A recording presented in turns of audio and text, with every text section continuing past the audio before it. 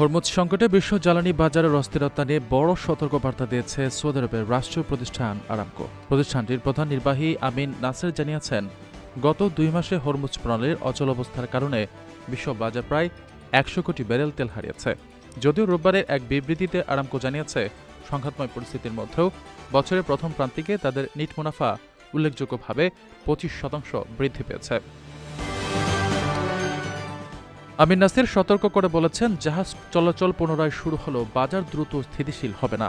দীর্ঘদিনের অপর্যাপ্ত বিনিয়োগ এবং মজুদ সংকটের কারণে সরবরাহ ব্যবস্থা বর্তমানে অত্যন্ত ভঙ্গুর।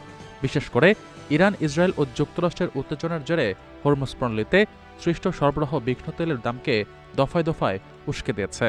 নাসির মনে করেন, জাহাজ চলাচলের পথ খুললেই সব ঠিক হবে না, কারণ বাজার ইতিমধ্যে বিশাল ঘাটতির মুখে পড়েছে।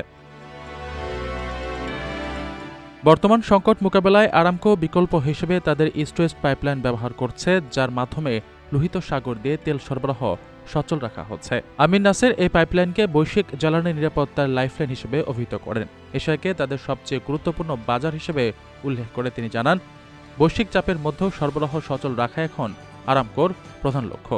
তবে বিনিয়োগ ঘাটতি এই পুনরুদ্ধার প্রক্রিয়াকে দীর্ঘায়িত করতে পারে। আপনার স্বপ্নগুলো আকাশ ছুবে প্রবাসীর হেলিকপ্টারের মাধ্যমে। বিয়ে, জন্মদিন অথবা যে কোনো বিশেষ প্রয়োজনে হেলিকপ্টার ভাড়া করতে যোগাযোগ করুন স্ক্রিনে দেয়া নাম্বারে। প্রবাসীর হেলিকপ্টার, নিরাপদ ও সাশ্রয়ী বাহনের বিশ্বস্ত নাম।